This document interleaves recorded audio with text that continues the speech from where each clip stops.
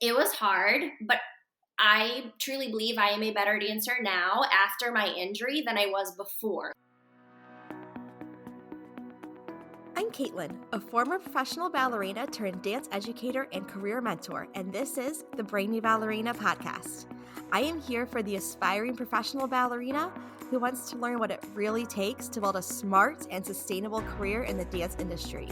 I'm peeling back the curtain of the professional dance world with open and honest conversations about the realities of becoming a professional dancer.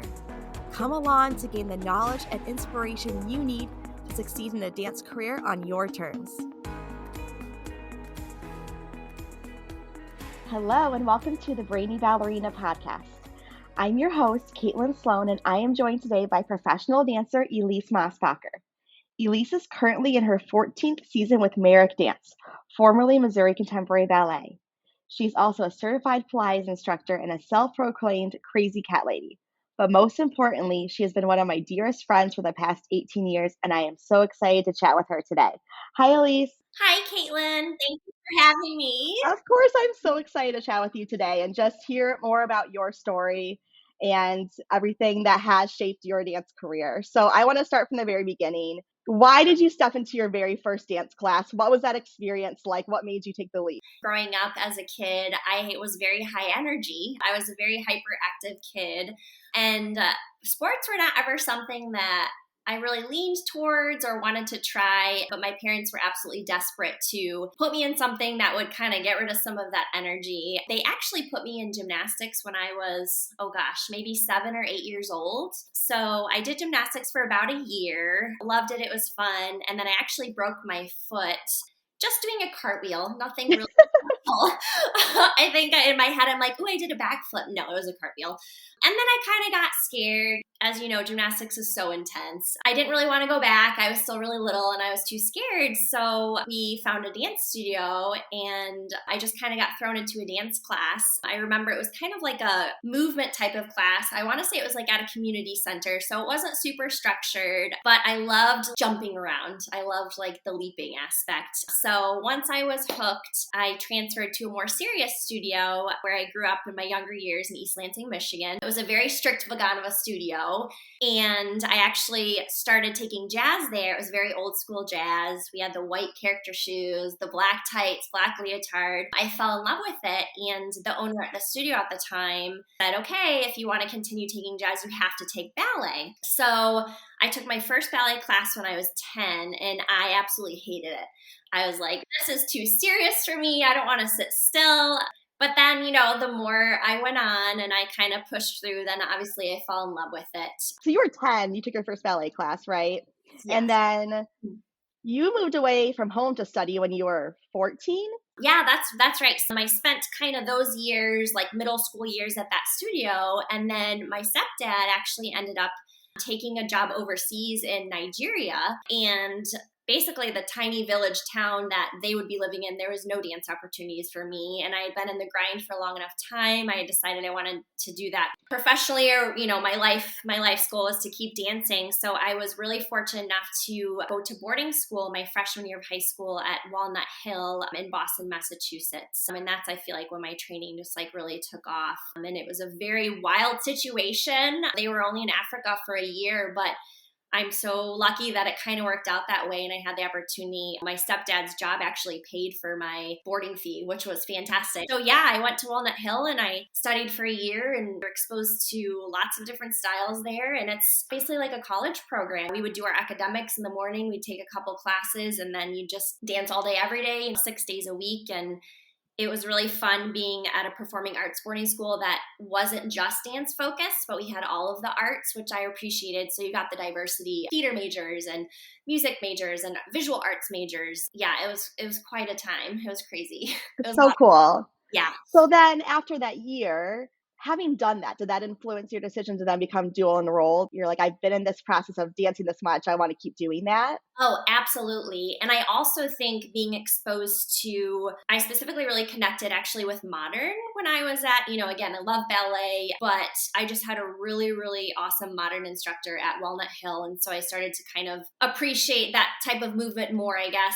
being at boarding school. So, then when we moved back, we actually moved to a different town in Michigan called Grand Haven. And there also was not a ton of options of like seriously strict, ballet-based programs. So I was really fortunate to be dual enrolled at the university that I then went to college with you at Grand Valley State University. I was one of the first people that they kind of let dual enroll, both at my public high school and in the dance program, which at the time was ballet-based. So kind of the same thing. I transitioned, but I just reversed my schedule. So I would go and dance in the mornings and then come back and take a couple academic classes in the afternoon. And I was really lucky that I could also get college credit towards that, and that my high school kind of allowed me to do that. I always joke and say the last day I spent a full day in academic school was 8th grade, really, when I was So, and then again, just all of these wonderful teachers. And also, here I am at 15 dancing with college age young men and young women. So it was kind of intimidating, but I had all of these older people to look up to, and they really took me under their wing. They were so nice and so supportive. And I just, again, circumstantially, I've been so lucky in my training just to be able to have that type of college level training through high school, and also the performance experience as well. So they would do their fall show and winter show and have other type of performances, that we ended up doing. The seniors would have their show, and I was actually asked to be in a couple of those. So that was really fun and really cool. Just seeing all of the people graduate through that program from a young age. I had a lot of people to look up to and a lot of people to learn from. Having been dual enrolled for 3 years, how did you decide to stay at Grand Valley and get your dance degree as opposed to going out and auditioning or trying to, start your career at that point? I kind of felt that I wasn't quite ready to, maturity-wise and physically, I didn't feel ready to go audition to be in a company at 18. And I had some family stuff as well that kind of impacted what I was able to do. Very much was kind of on my own with applying to colleges, and because I was already dual enrolled, I had credits there, and I also got a scholarship. Then you add the in-state tuition, and there was a couple other colleges that I was looking at, but financially, we were just kind of freaked out with figuring out how to swing that. And I really felt, not out of just convenience and for financial reasons, but I really felt that I would still be able to continue to grow in that program and then in that department.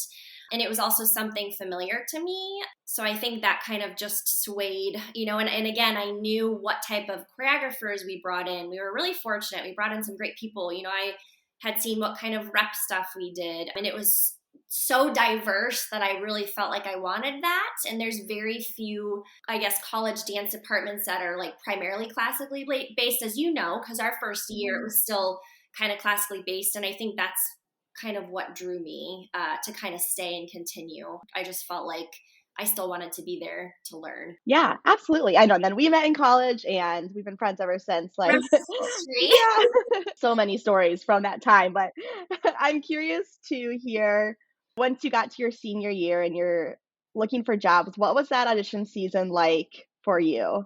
Oh man, like our senior year of college? Yeah. So it's so interesting. I feel like you can kind of tune in on this.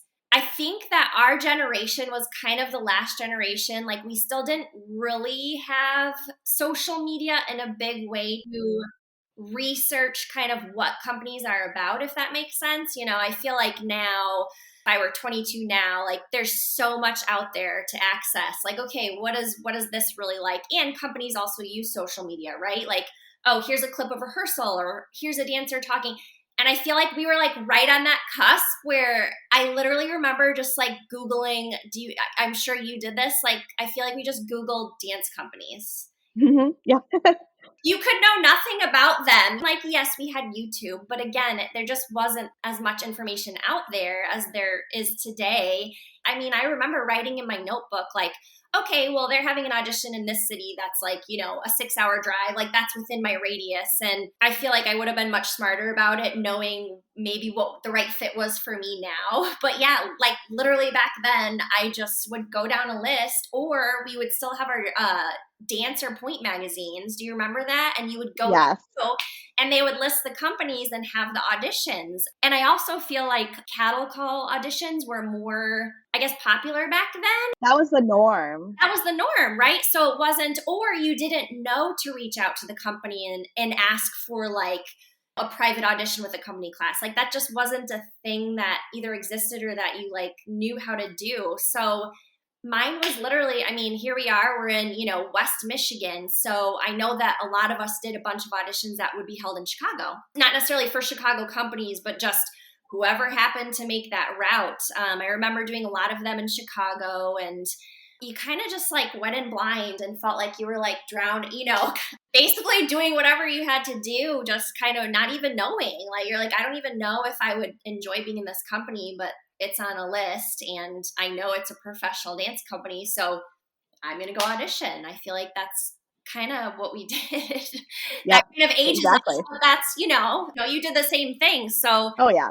And I don't know that I necessarily even really wanted or knew what I wanted at the time. I was like, I just was so hungry. I wanted a job. Yeah, and then you got your contract with MCB. How did that happen? Did you go there to audition? So crazy. As we all know, it was like a trickle down effect. My current director, Karen Mareck Grundy, they were looking for a male dancer. So they came our junior year of college and they ended up offering Fernando, our mutual friend, a job, my roommate at the time. So that's how I kind of got to know them. And I just remember really enjoying the rep piece that they brought. I was like, oh, this is fun. This is like still classical, but like contemporary and gritty. And it was on point. And he ended up going that fall. He got a contract. So just being able to, both of us talking to him about the company, like over the year and how much he loved it there. And I was like, okay, like this needs to be on my random list of companies, which otherwise I don't think I would have found it. I don't think it was on my radar. To me, I'm like, where the heck is Missouri? Like, I couldn't even tell you on a map,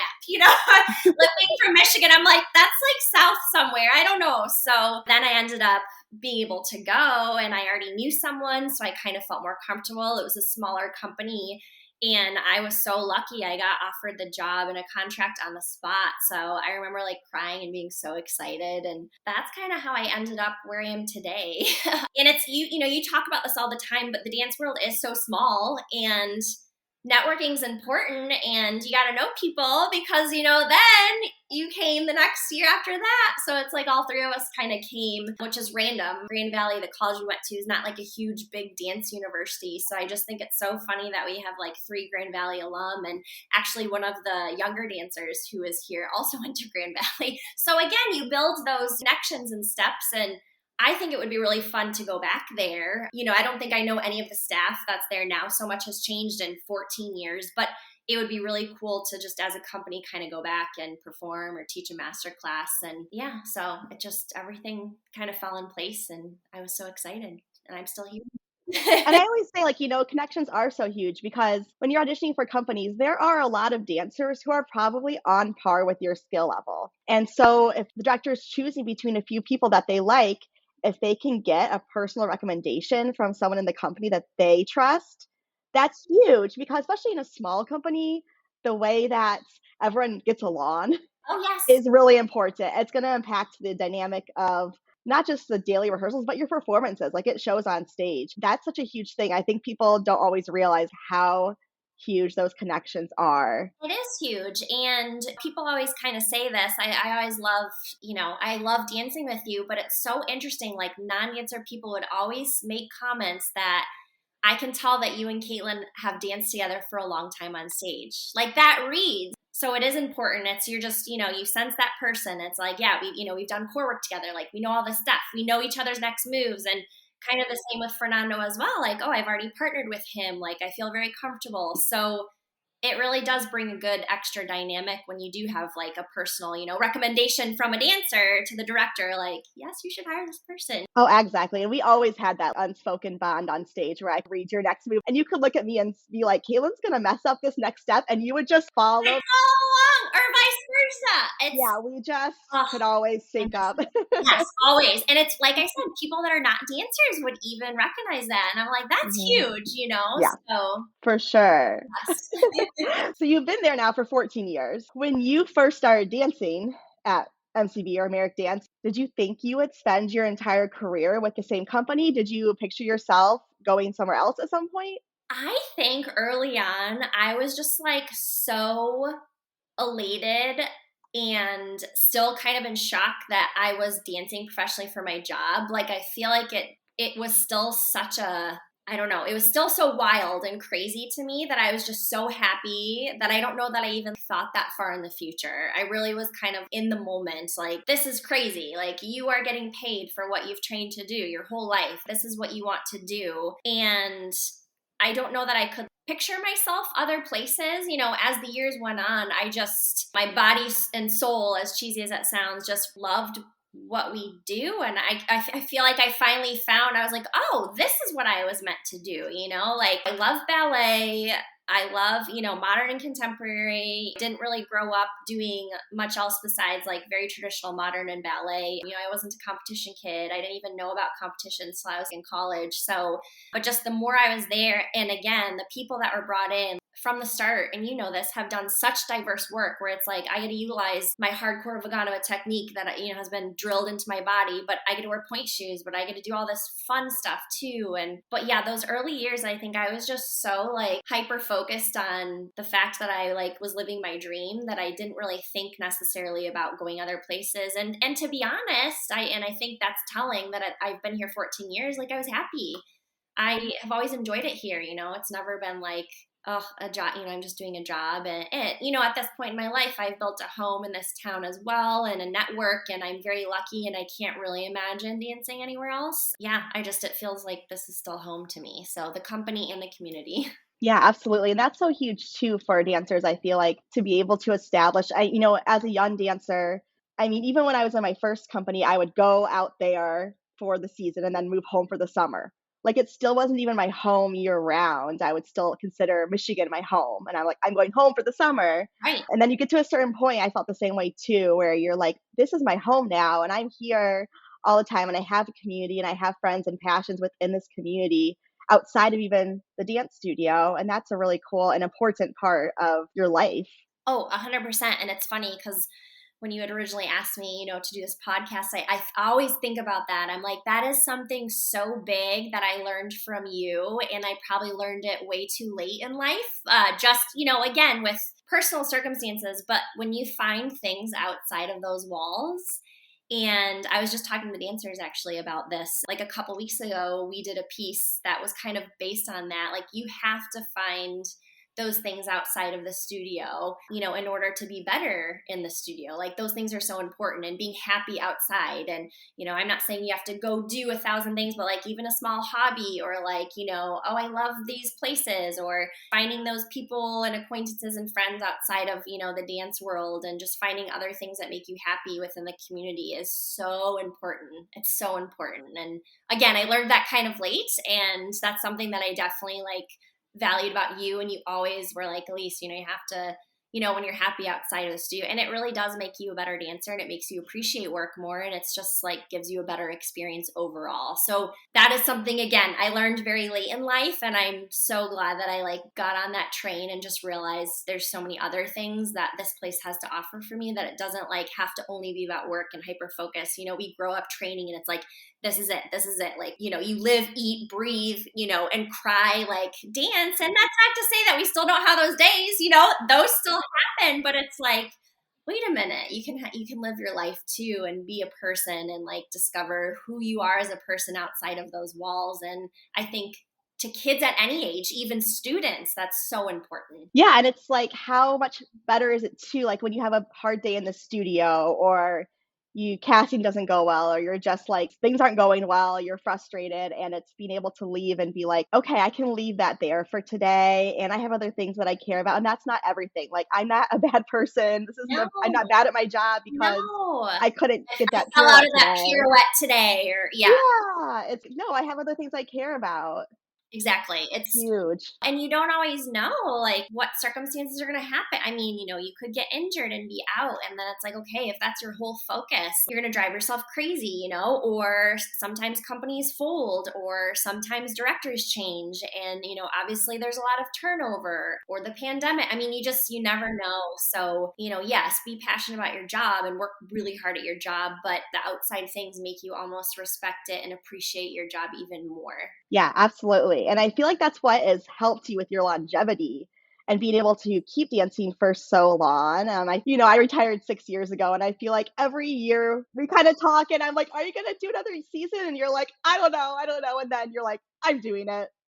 I can't step away, and so I guess I'm curious beyond that, what else keeps you going and pushes you to keep dancing, year after year? Yes, I know. I feel like I always have that one call a year with you where I'm in tears and I'm like, everything hurts. I'm too old. I can't do this. And you always give me a pep talk. Again, I've had so many life changes, not to get too personal, but at 30, I got divorced, and that was really hard, but it was definitely, looking back, it was, I was not in a good situation. And so that kind of curved me. I was like, okay, now I can kind of focus more on dance, but also build new relationships with not only myself, but people around me as well. And I feel like I just was able to concentrate on my friendships that maybe I had neglected because, again, I was so hyper focused. I was, not happy at home. So all I had was dance in the studio. And maybe that I don't feel like that was my best, person or best dancer. And so I'm so fortunate. I am engaged. And as you know, because you're at my wedding party,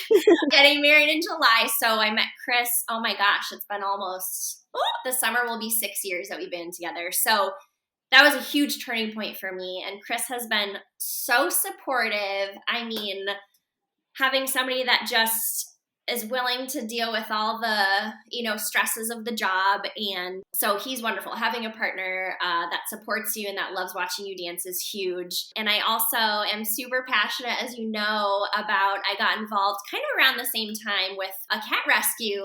And I would call all those ladies my family. We're together all the time. And I've been heavily involved for about 7 years. And that's a huge passion. And that's an unpaid passion, but I love it. Love helping cats more than anything. We partner with the Spay and Neuter Project, which is a high volume spay and neuter clinic.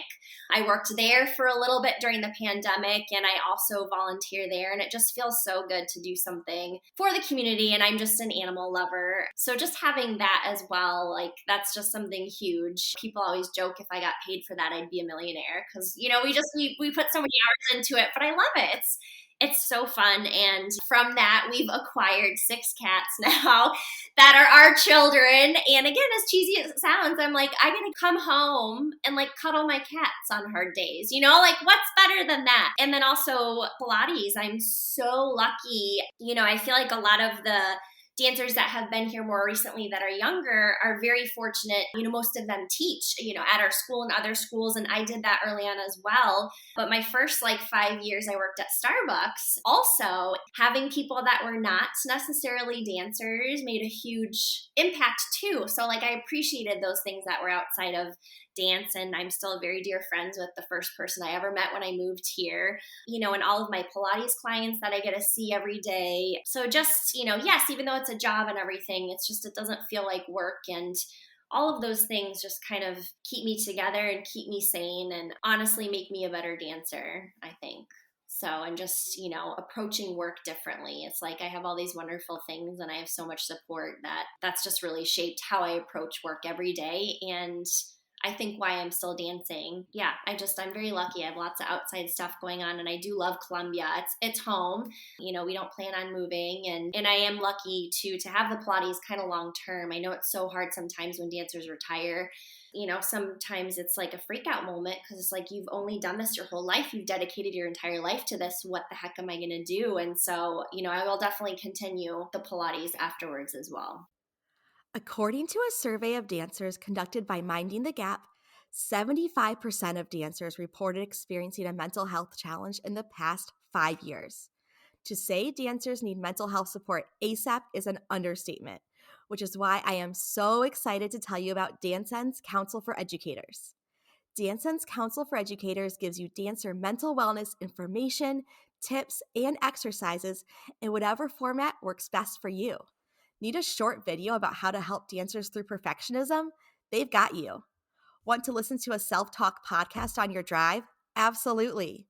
How about real-time virtual sessions with mental health professionals? It's all inside your membership. And this isn't just fluff. All resources are science-backed and created in partnership with DanceSend's Advisory Board of Mental Health Professionals. As a partner of DanceSend, I've got a gift for you. Enter code BRAINY at checkout to try 1 full month for free. You truly have nothing to lose. Try it out for free and see if it's the right fit for you. If not, no worries. Although I am pretty sure you're going to be as obsessed as I am. This membership is the real deal. I know you want to give your dancers the best support possible.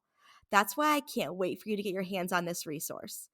Tap the link in the show notes and enter code BRAINY to try Dance Sense Council free today. Yeah, absolutely. And I was going to ask what it feels like to be dancing now in your mid-30s versus when you're in your early 20s, but I kind of feel like you answered that. But I can see it. It's so much of the uncertainty and stress and anxiety and fear have been replaced with just this true joy. And like you said, you are in a place now where your personal life is so joyful and stable, and it's just feeding into everything you do. Yeah, and it is crazy. And, I can, again, all this sounds so cheesy, but it's so true. And this is not something that I knew in my 20s. Obviously, physically, it's a lot harder to dance at 36 than it was at 22. It takes a lot more outside effort, cross training, all of that. But like all of these things you experience really do make you smarter, and you appreciate being knowledgeable of like, okay, when do I need to rest? I need to rest. What can I do to help my body? What can I do to be kinder to my body? Or, yeah, you have a bad warm-up class. When I was in my early 20s, it would just like ruin my day. And then you have all this tension, frustration. And now it's just being able to let go. It's fine. You have to, it's finding that trust in your body. And you get up on stage and you're like, oh, still do this. I mean, like any athlete, I just always tell myself, I have to do this until I can't anymore. It is such a short career. And I tell all these younger dancers that I work with, enjoy every single second. It goes by so fast. Like enjoy every show, even if you mess up. Enjoy every time in rehearsal. Like enjoy every second at bar, because it's just like your body's not going to always be able to do this. And especially the last, 5 years plus, I'm just like, I have to do it till I can't. It's my passion. I don't know. I still don't quite know who I am without dance yet, but if it's still feeling good and if it's bringing you joy, just do it. Again, I know that's so cheesy, but it's really true. And I feel like dancers will discover that, and people are going to maybe discover that at different times and different stages, even in their training, even as a student. I feel like that still applies as being a student. How many times when we were young did you want to just give up, or felt really bad, or felt really out of place? It's always a roller coaster, but I can't imagine life without it. And for all the tears, there's smiles and tears of joy that come with it too. So that's kind of where I'm at now. Yeah, I love it. I love that, Elise, and I'm so glad you're still dancing. I really admire you and am in awe of you. Oh man. Because I can't imagine getting on the stage right now. I would break Some my days I ankle. can't either, but I do want to talk about you. You mentioned this earlier, but about your injury, your Achilles injury specifically. yeah. That was, I know you've had other injuries in your career, but that was a major one. And for a lot of dancers, that is career ending, to rupture your Achilles. Yeah, can you just share that story with us and how you got through that and how you're now dancing? It was wild. Yeah, so I actually remember our rehearsal director, Ken, that we both know and love very well, Yes. our former rehearsal director.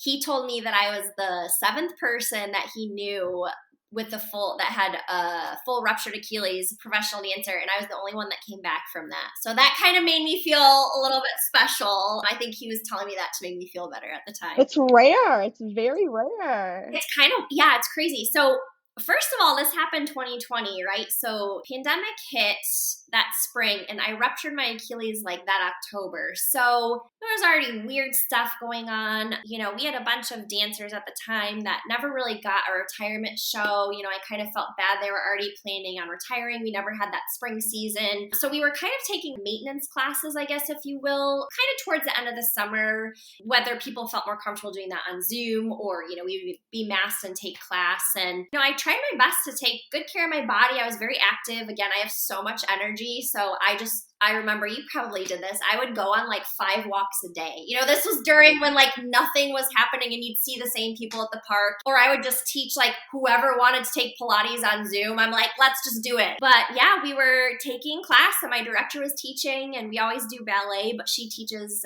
modern jazz combo. And I just landed a soda shot, and it was the weirdest feeling on the planet. And my leg just gave out, and I kind of said out loud, I was like, I just ruptured my Achilles. And yeah, so again, it was a weird time. Of course it hurt. It was the weirdest thing ever. It was so gross. We went to an orthopedic center. We have some people there that kind of sponsor us and help us out, and they confirmed. And I mean, yeah, it was wild. It was scary. The surgeon I talked to at the time was basically explaining like, you need surgery, you're an athlete, some people don't choose not to get surgery, but that's like a lifelong, they're limping and all that stuff. I said no. And he kind of explained what he was going to do. And he basically said, you're not going to dance at the level that you were dancing at. And I heard that and I was just like, you're a professional and I hear what you're saying and you're a very well-known surgeon, but like, I don't believe you. I disagree with you. And I was able to reach out. I was super fortunate. I had some mentors that I've looked up to at Colorado Ballet that I kind of, know through people because one of their male dancers also ruptured their Achilles. And so I was 32 also, which I'm like, okay, I'm already a little bit older. I just ruptured my Achilles. We're in a pandemic. To me, the world was ending. They recommended another surgeon that they actually knew in Columbia. The world is so small. Like Colorado Ballet's main surgeon went to school with Dr. Kleibar, who ended up doing my surgery. So I went somewhere different, talked about a different type of surgery. My wonderful community did a Kickstarter for me. I didn't have health insurance and I just was so grateful. Like I cannot even, still to this day, I'm like, I cannot believe the support that I got to help me pay for the surgery. And I was just so determined. I told this guy, I was like, no, like I'm going to dance again. At the time also I said, okay, think positively. Time is on your side. We're in the middle of a pandemic, right? So this didn't happen right before a normal year and I missed a whole season of shows. So I was like, okay, you have time on your side. And yeah, I mean, I came out of surgery and I was so lucky. I had saved up and ordered my reformer like 2 months. It got delivered 2 months before my Achilles rupture. So I was able to kind of self-rehab. I think 3 days after surgery, I would get rides to take company class and I would just do a floor bar and I would just lay on my back with my cast and just kind of just do as much as I could. And that's one of the things, again, I was really lucky to have Pilates as a background. Like, I was doing reformer the week after I had surgery and I just was so determined. And I learned so much through that rehab, through all of my PT. I look back now and I'm like, it was hard, but I truly believe I am a better dancer now after my injury than I was before. Physically, strength-wise, the way I look at things, the way I cross-train. I was one of those unfortunate, did way too much, wasn't doing the right things, exhausting my body, doing treadmill for an hour and a half every morning. All this stuff that also contributed towards my Achilles rupture. I was like, no weights, blah, blah, blah. And I learned so much in rehab, so much. And my body, I feel like, just was better than ever after that injury. Just the knowledge of, like weight training. It's not scary, all the stuff that you need and nutrition and just your mindset and how you approach things. And whether that's just outside of dance or in the studio. So you're determined. Determination is a very strong drug. I thought my life was over and I was like, no, you can do this. You can do this. You have to try, right? Like maybe I'll fail, but I have to try. We started our season mid-August, so I was back. Usually Achilles rupture take a full year to kind of get somewhat even, but I was back dancing, 9 months, still being careful, still taking it easy. I remember the first time I put point shoes on and our friend who we used to dance with, Kay, was secretly videotaping me that day. And I was just like crying because I was so happy. And I was like, oh, this feels natural. I was like, this feels like home. Like, when have I ever said that about point shoes? So just those small feats. And then I performed in every piece in that fall show. And I just was like, you can literally do anything in your life now. Like anytime things get hard, I'm like, Elise, you got through a full Achilles repair, full sever. You can do anything at this point. So it was quite a battle. But again, I would just tell anybody on any level, student or professional, determination is a thing and take advantage of negative circumstances to educate yourself on what can I learn out of this? How can I turn this into a positive? And I know that's way easier said than done. I mean, I'm not going to sit here and say I was sunshine and rainbows during that whole process, but it's amazing how you can grow from a negative. Again, I'm grateful for that injury. I have learned so much, and I honestly don't know that I would still be dancing now if I hadn't have ruptured my Achilles, as weird as that sounds. You know that too. It's just you constantly learn from every injury and there's always stuff to learn from. So, and some things I'm stronger at, and my calf is still a little skinnier on that side.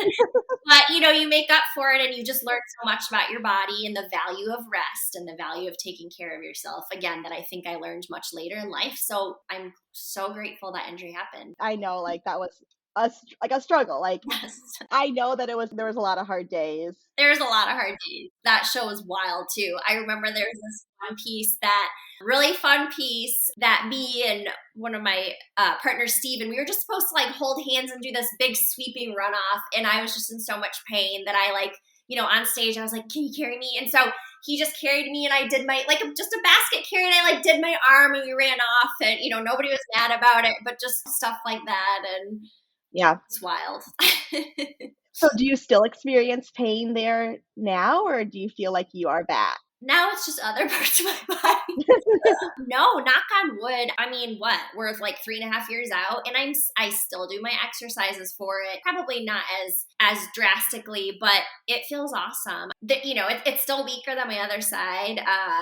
For all those dancers out there, like on to don pirouettes now on that side are still kind of tricky. Like maintaining that releve and the rotation's kind of crazy, and it's weird. Like demi point is harder than point work. So there's still things that I notice, but pain wise, I knock on wood, it has not been in pain at all. So I just have a nice little scar that reminder of that. So just other, wears and tears of the body, but which is good. I'm like, well, it takes my mind off my Achilles. So I'm kind of proud of it. So Yeah. my little ankle that's a little skinnier than the other one. So Well, it's a reminder like every day of what you went through and that you're still here doing it. I know, and I was my biggest fear, and I remember crying to Karen, our director. Everybody kind of puts themselves into a category, and I was like, oh, he's such a jumper. Caitlin, for those of you that don't know, Miss Brady Ballerina over here, is like Petit Allegro extraordinaire master, right?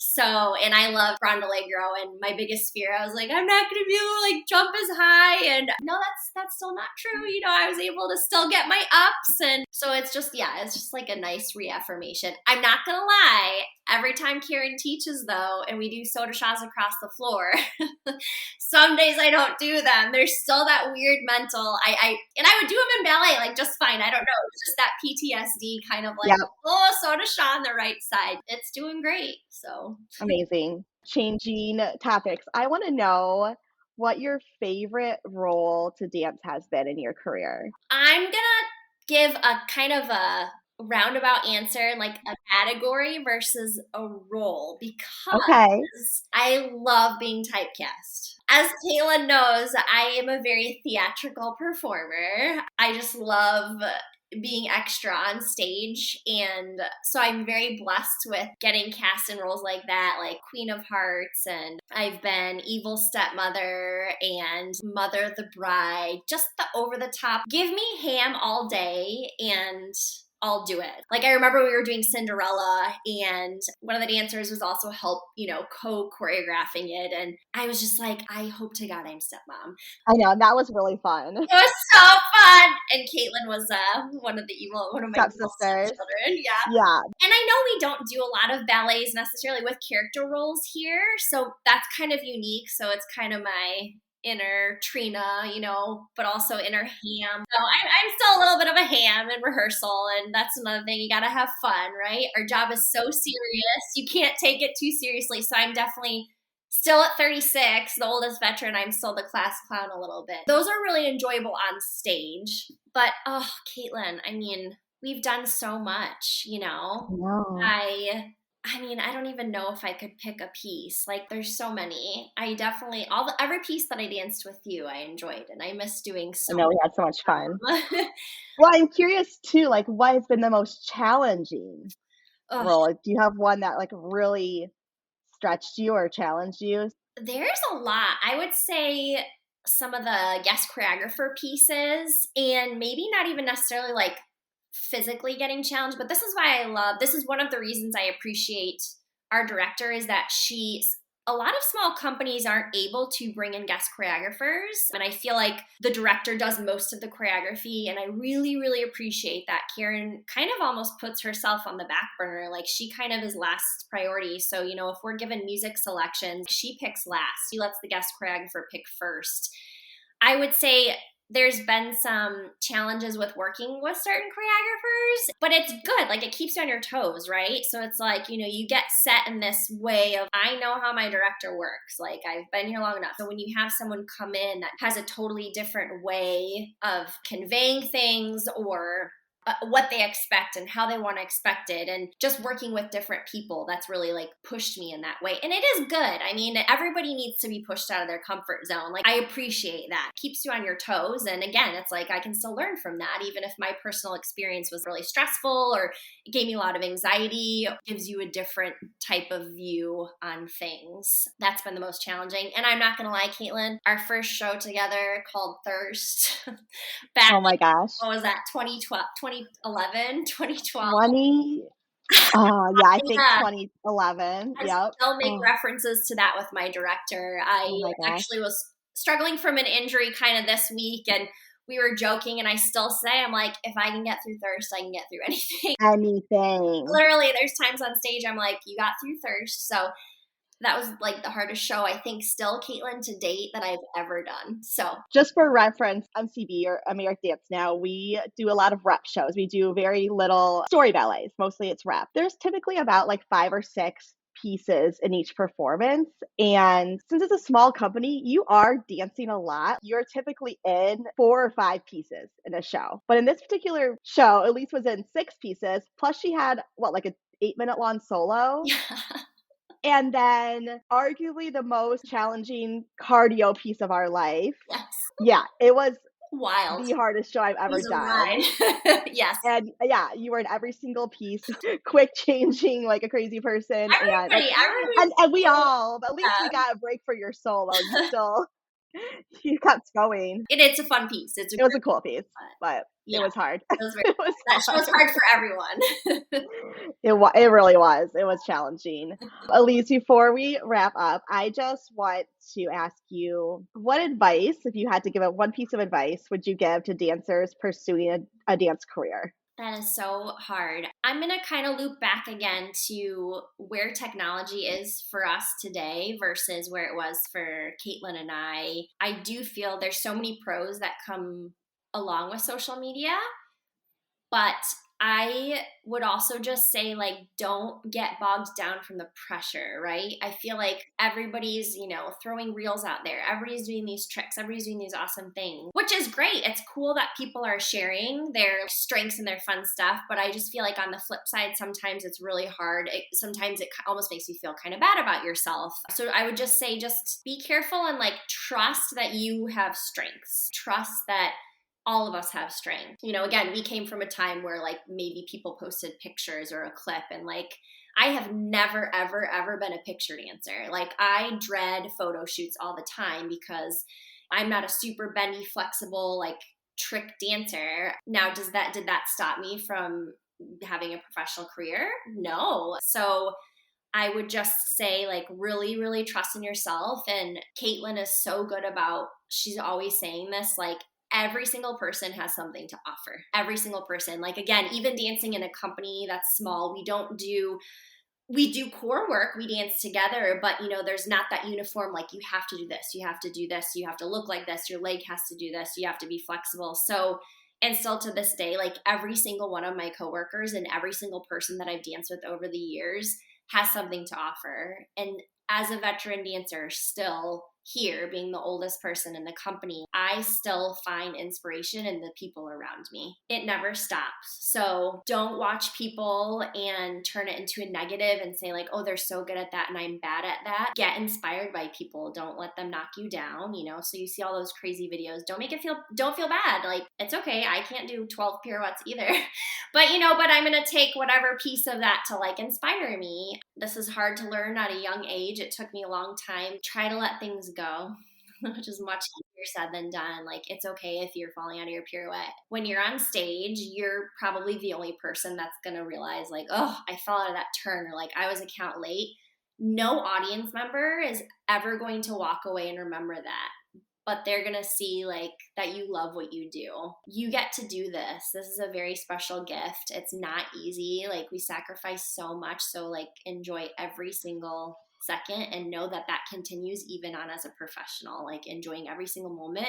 And professionals mess up too, and it's okay. It's just how you recover from that, move on, and be so happy that your body can do all this cool, crazy thing. So sorry, no, that wasn't one thing. So, and Caitlin is a wonderful mentor, and read and listen to everything she has to say because she is right. Oh, Elise, this has been so much fun chatting with you, and I'm so glad I learned things about you that I didn't even know, having been your friend for almost 2 decades. There's things I learned, so I'm so glad that you were my very first interview for the podcast, and I'm just honored to have you on. So thank you so much. Well, thank you for having me, Caitlin. It's so fun to chat with you in this way. So I love you Of course. very much. Love you. All right, Bye. thanks, Caitlin. Bye. Thank you for tuning in to the Brainy Ballerina podcast. If you found this episode insightful, entertaining, or maybe a bit of both, I would so appreciate you taking a moment to leave a rating and hit subscribe. By subscribing, you'll never miss an episode, and you'll join our community of dancers passionate about building a smart and sustainable career in the dance industry. Plus, your ratings help others discover the show too. I'll be back with a new episode next week. In the meantime, be sure to follow along on Instagram at The Brainy Ballerina for your daily dose of dance career guidance.